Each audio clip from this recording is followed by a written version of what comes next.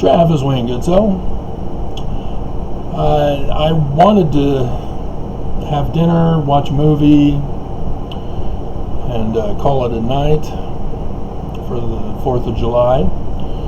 But my terrorist is appearing on a more regular basis, and he has to, well, he could be a she. Could be. He replied again today, and is communicating with me. No longer attacking alone, now is communicating.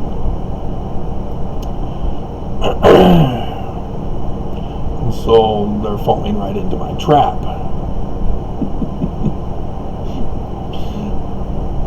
And so he does the abusive attacking through bullying.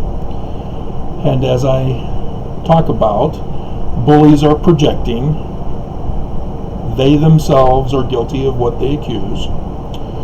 That's the beam in the moat.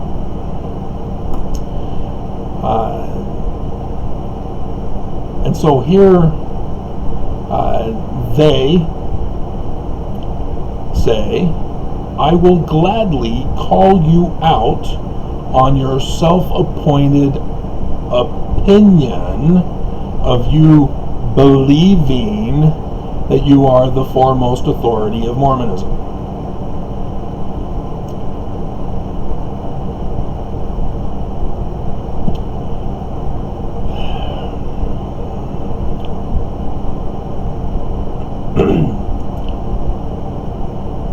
He won't do it though.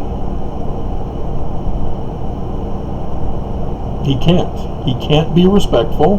They can't be respectful. Could be a she. Refuses to be respectful. Refuses sound argument.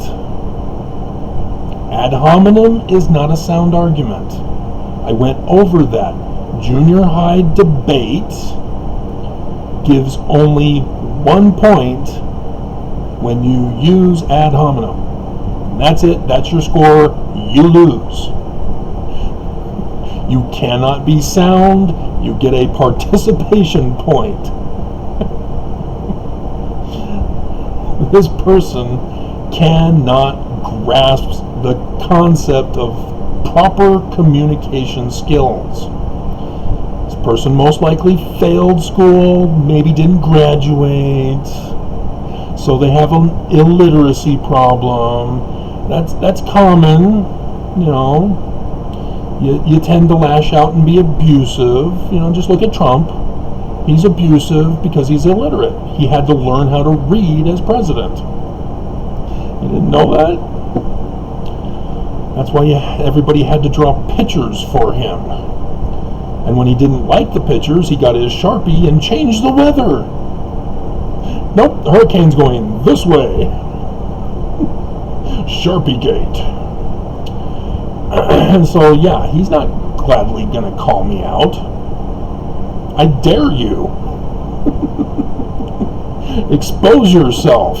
You're hiding behind fake channel names. You're ashamed of who you are. You're hiding. You're a coward. You're a bok-bok. And I have produced nothing but 4 years of worthless YouTube videos. Really? See, that's abuse, but he's projecting. Worthless is an opinion word. All of this. Opinion. He's using adjective, adverbials. He cannot come out with anything factual. They still won't even acknowledge the church to defend the church. Won't do it. And so he's responding, of course, to the video where I explain who I am. My education, my getting the golden pass from Gordon B. Hinckley himself. Only the best of Mormon scholarship worked on that project. They were hand-picked. I was one of them. I was elevated to the top group. James Baker, David Gaunt, Paul, and myself were in that group.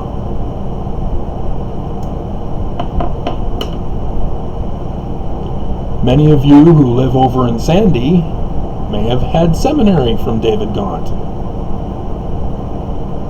You may not know James Baker. His education was in Jewish law. So he knows all about how the gospel stories are talking about how the Jewish law was broken in the story of Jesus, among other knowledge. And this guy clearly does not understand. He refuses to accept what truth is. Truth isn't true. Reality isn't real. This person cannot accept what truth is. And of course, he's not defending the church. So he's not telling me what the correct doctrine is, what the correct beliefs are, what the correct opinions are. Won't do it. It's just an attack. This guy's a coward. He's a bully. And he won't face me. We get to that, where it's confused as to his sexuality.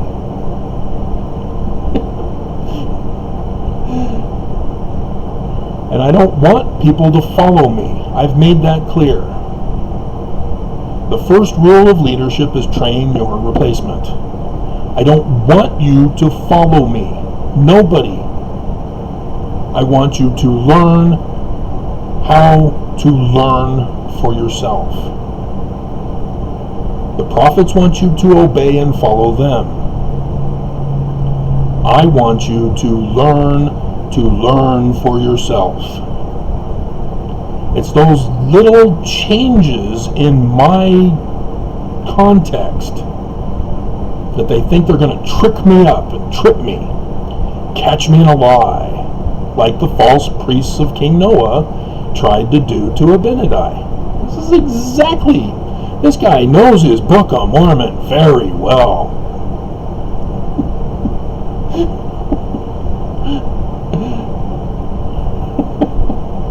And so then he goes into ad hominem and then throws in twisted false narrative videos, see, of selected fragments.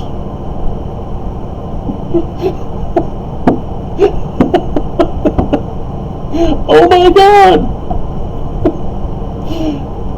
Again, the guy does not know how to learn. He's a flunky. He got poor grades in school. This guy's most likely in a Mormon gang. One of the white supremacist gangs. When you're doing research, you look for patterns. Canandaigua, New York is the pattern. It's the keystone of Mormon history. It's where Joseph Smith Sr. was the master mason, and while he was the master mason there, a William Morgan came to write his book. Not in his hometown of Batavia, where the press is. Nope, he traveled all the way over to Canandaigua, and that's where they learned about him and had him arrested. He never finished his book. What happened to his book? Oh, Smith Sr.'s son, Jr., comes out with a book that he just happened to find buried in the ground. It's gold, and it's an Egyptian. Well, that's like the Knights Templar. Wait a minute. Senior was of the York Rites, which has the Knights Templar. Huh. I wonder if there's a coincidence. See, things like that. And Heber C. Kimball. Oh yeah, I was raised to a master mason in 1 year, and then the next year I went to Joseph Sr., doesn't mention his name, Canandaigua, and I was approved to a skipping to the 7th rank of Royal Ark. And I'm twisting the false narrative. A twisted false narrative. Dear God, what an ass.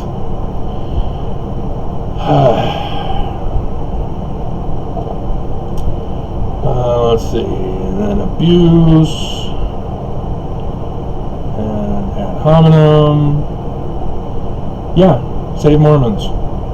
How many of you listened to me and stayed home and stayed safe during coronavirus, which was the latter-day prophecy? How many of you instead listened to Russell M. Nelson and went to church, went back to work, went back out in public, got sick, got hospitalized, and died from coronavirus? Who chose life? Oh, just me? Who chose death? Oh, all of you. And this is interesting. Because the person is now communicating with me, I now know his religious beliefs. And wow, they're whacked.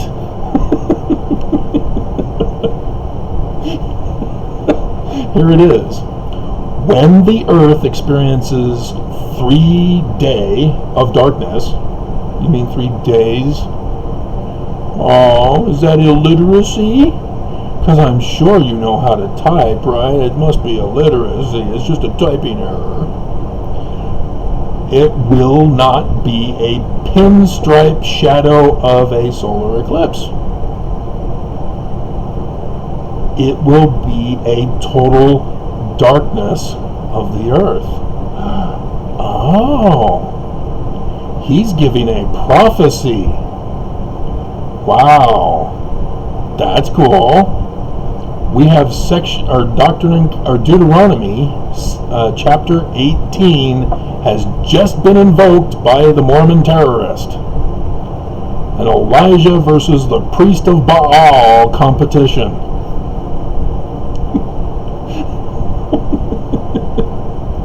And so there you go. The battle is on. I've already identified all 3 signs in the heavens for the 3 days of darkness. The stories of Samson. The deaths that occur correspond with the constellation. The lion, Leo, his wife, not Delilah, the first wife. That's in October 2023. October 14th. It's an annular. It's called a ring of fire. How did she die? Burned. Fire. And then Samson dies. The sign of his death. The death sign that Samuel Elamanite talks about. Samson, the Sun King.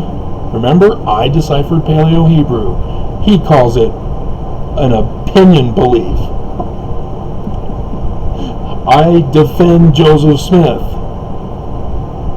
that he translated the King Follett discourse correctly. The church says no, he didn't. This guy doesn't say, but he says I'm wrong. Therefore, he must support the church then, right? Because he goes on to say he's Mormon, doesn't he? Right? No, he doesn't. He assumes Mormonism. He doesn't say it. I'll read it to you here.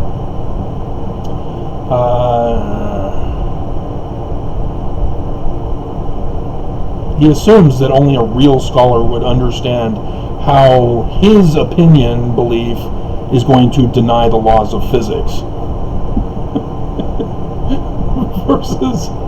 versus mine that conforms to the laws of science of astronomy.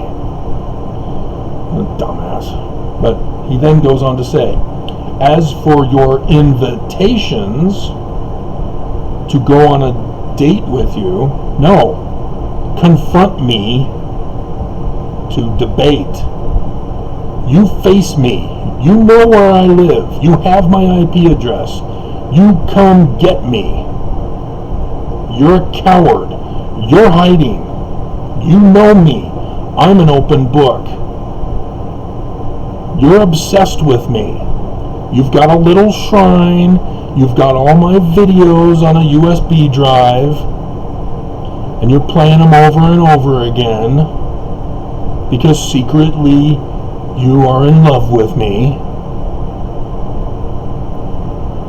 Don't you? You have a shrine, don't you? You have all my pictures on your wall.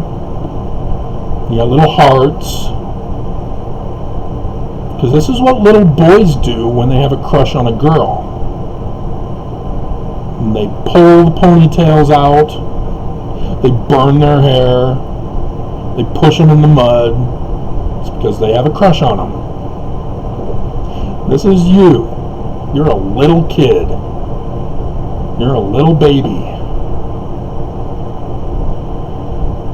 He says, or she says, I am a married, monogamous, heterosexual who stays true to my temple covenants. Oh, how many different religions have temples where sealings are performed in the temples, where covenants are in the temples? See, this is called deductive logic. It's where you deduce from the information given that A plus B equals C.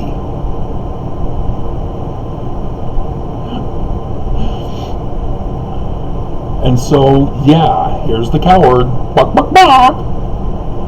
I will absolutely decline your one-on-one invitation. Oh, you scared? You don't want to face me. You'd rather hide behind fake channel names and throwing out abuse because you have a shrine dedicated to me. Have you freed those little girls yet? You said you were a pedophile. Have you freed them? Reveal yourself so we can call the cops to find out where those little girls are being kept hidden. So we go on. You've revealed more stuff about you. You're a terrorist. You support destroying America. But yeah, now we see that this guy's completely psycho. He denies science. He thinks the 3 days of darkness is going to be 3 days of the whole earth being dark.